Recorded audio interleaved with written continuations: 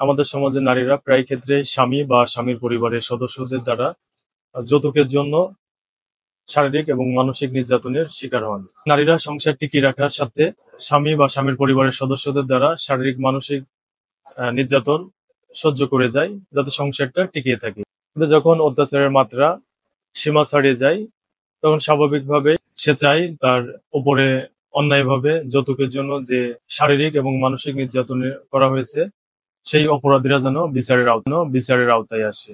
আজকের ভিডিওর মাধ্যমে আমরা জানবো যৌতুকের জন্য স্ত্রীর প্রতি স্বামী এবং স্বামীর পরিবারের সদস্যরা যদি শারীরিক এবং মানসিক নির্যাতন করে সেক্ষেত্রে একজন স্ত্রী কিভাবে এবং কোন আদালতে যৌতুকের জন্য নির্যাতনের মামলা দায়ের করতে পারবে।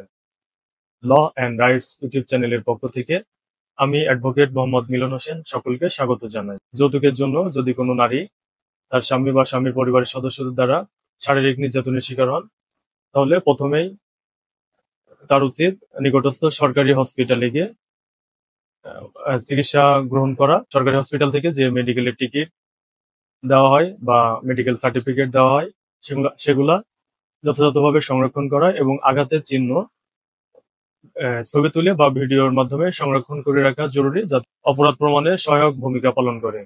চিকিৎসা গ্রহণ শেষে নিকটস্থ থানায় গিয়ে বিস্তারিত বর্ণনা দিয়ে আপনি এফআইআর বা এজাহার দায়ের করবেন।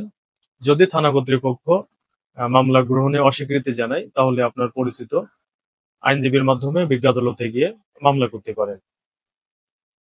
যদি যৌতুকের জন্য স্বামী বা স্বামীর পরিবারের সদস্য শারীরিক নির্যাতন করে, বিজ্ঞ সিএমএম আদালতে নারী ও শিশু নির্যাতন দমন আইনের 11 গ ধারায় যৌতুকের জন্য নারী নির্যাতনের মামলা করতে পারেন।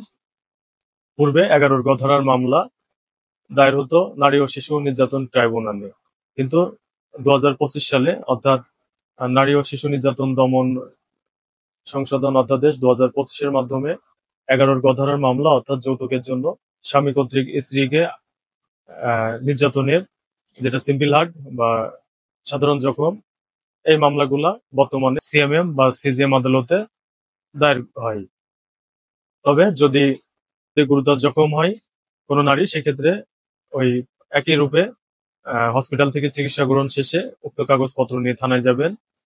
থানা কর্তৃপক্ষ যদি এফআইআর বা এজাহার গ্রহণে অসম্মতি জানায় তখন আপনি আগের মতোই আইনজীবীর মাধ্যমে নারী ও শিশু নির্যাতন দমন ট্রাইব্যুনালে নারী ও শিশু নির্যাতন দমন আইনের 11 খ ধারায় মারাত্মক জখম বা গ্রিভিয়াস হার্টের জন্য মামলা দায়ের করতে পারেন। যদি শারীরিক নির্যাতন ছাড়া কোনো স্ত্রীকে তার স্বামী বা স্বামীর পরিবারের সদস্যগণ মানসিক নির্যাতন বা কটু কথা শোনায় বা যৌতুক চায়, সেক্ষেত্রে যৌতুক নিরোধ আইন 2018 সনের 3 ধারা অনুযায়ী বিজ্ঞ সিএমএম বা সিজিএম আদালতে অর্থাৎ প্রথম শ্রেণীর ম্যাজিস্ট্রেট আদালতে মামলা দায়ের করার সুযোগ আছে।